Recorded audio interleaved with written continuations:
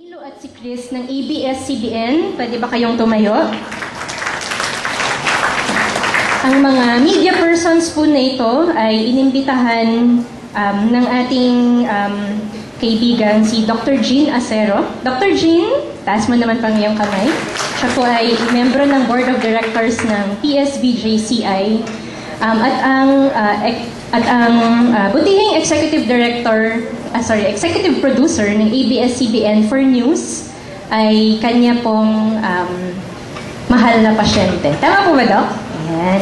So, yung mga likod po natin, makikita po yan sa news. Baka isang araw ngayong linggo, makikita po tayo sa news. So, keep up the smile and erect backbones. Ayos po ba yan? Ayos pa! Agree po kayo? At, okay, para po lagi tayong magaganda. Okay.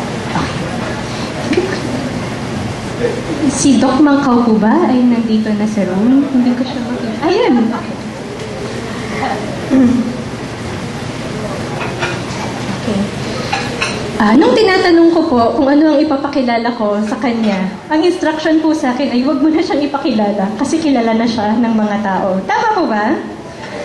Si Dr. Mangkaw po, at katabi ko na po siya ngayon, ay pinalakpakan na. Gusto niya po ba ng konting kwento tungkol sa kanya?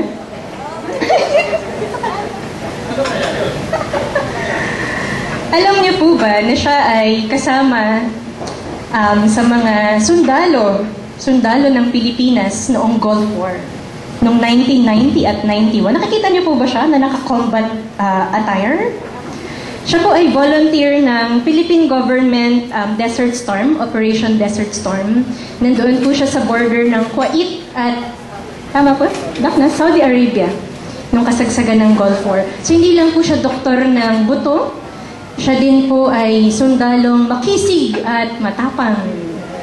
At ang alam po natin ay magaling po siyang magpagamot ng ating mga sakit sa kasukasuan. At medyo phenomenal po ang kanyang pagpapagamot. Makikita natin mamayang hapon. Siguro siya na lang po ang magkukwento ng iba niya pang mga karanasan at mga ibabahaging mga kaalaman sa atin. Malugod ko pong ipinapakilala si Dr. Christian Emmanuel Mangkaw.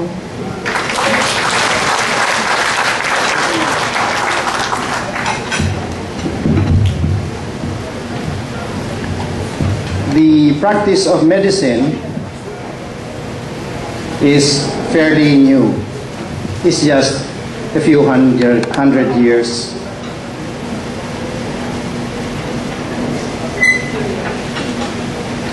And it was during the Gulf War that I decided to look for a method to remove chronic pain instantly. That is why my topic is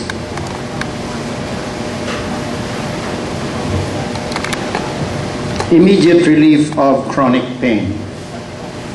Kami kasi mga doctors, ang medium that we use, I said medium, that we use to treat pain is drugs. And the bigger problem with drugs is side effects. Nawawala na yung frontal effect, meron pang side effect. And this is a growing problem among us practitioners because in trying to remove the pain, you may be killing your patient. So, I am proud to say that what I do is a Filipino innovation because we can easily remove migraines in 1 second. We stop neck and shoulder pains in 15 seconds. And yung sinasabi ni Rylan na operable low back pain, I easily do that in less than 60 seconds. Patient jumping, landing smiling, bending to reach the floor. Now, that's hard to explain. I have been looking for the answer to the reason why I can do it, and I do not know what it is up to now. My friend Joey tells me that I might be like most of you. But tinitingnan ko sa taas, hindi ko siya nakikita. Sa likod ko, hindi ko nakikita. But why is it that every time I touch a patient, something strange very happens? And most of you whom I have brutalized in the past, you will notice that it's only a few seconds to instantly remove pain. I am dedicating this presentation to this lady. Please, tingnan niyo naman yung mukha niya kasi Barbara Starfield, she drowned while swimming alone. And the reason why she died is because of medicine, aspirin and Plavix. Ilan sa inyo nag-a-aspirin at nagpa-Plavix? Because if you are 75 to 84 years old, 8% will die because of the medicine. And if you're 85 and above, swerte kayo kasi 12% will die because of the medicine. Di ba the medicine is supposed to prevent you from dying? Now, she died because of that. Now, why is her death significant? Because Barbara Starfield in the year 2000 published in the Journal of American Medical Association this.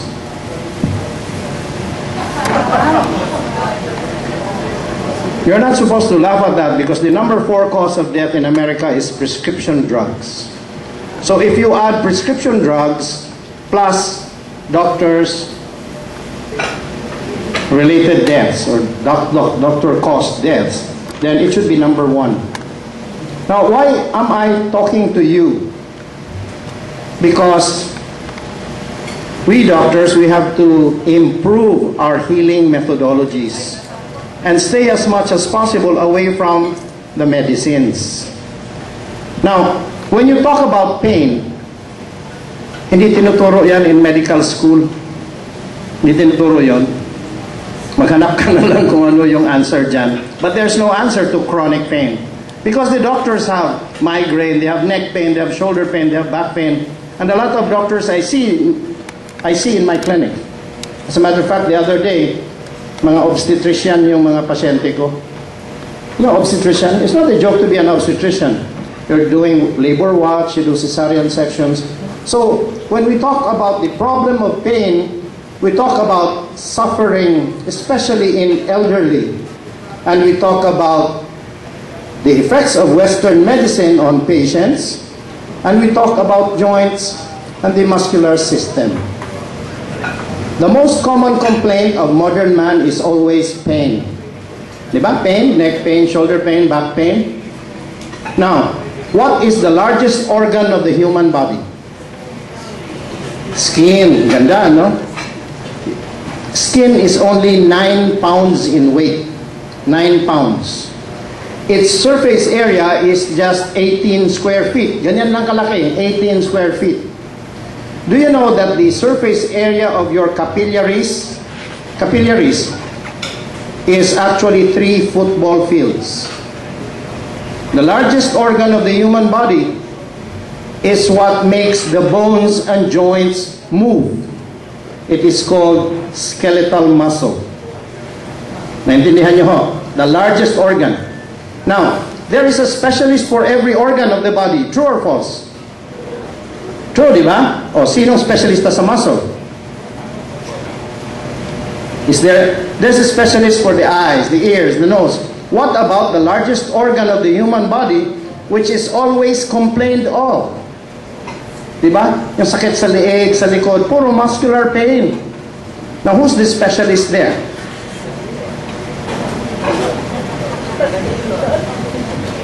You go to any big hospital, tingnan nyo yung listing ng directory. You will never see a muscle pain specialist. Yet, it is the most common complaint of. So, me, because my job has been trauma surgery abroad, ang naisip ko ay maghanap ng paraan para tanggalin yung pain with nothing, but in a few seconds. So we are here to try to understand the riddle of pain, but to be honest with you, it's very hard to look for the cause or why you have pain. All of these are about pain. So this is me. I'm introducing myself. Maybe you have seen this. These are newspaper items about me. What is shown there is Pinoy doc relieves chronic muscle pains in seconds. That's in the bulletin. And the star, muscle doctor in the house. During that time, I was doing only house calls in exclusive villages, and I charged very, very high. But the problem is, most of the people in pain are not only those who are politicians and mga movie stars.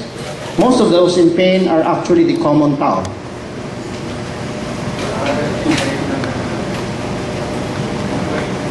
So I also do workplace. This was the award given by SN, Global Pinoy. With Dr. Acero, I also did Salamat Doc. I gave up because kami ang pinakamaraming pasyente. Lahat ng mga nag-volunteer doon, pasyente din namin. Eh paano na yun? Can you imagine? Yung ibang mga doctors nag-volunteer, nagpipila sa amin. Yung mga masahista, sila yung primero. When we start to open, the one who is filling the line, yung mga masahista. So I tell them, ba't kayo nagpapatreat dito? Eh, Dok, madali bang magmasahe? They have all kinds of pain. Why? Because the negative energy of pain transfers from one person to another.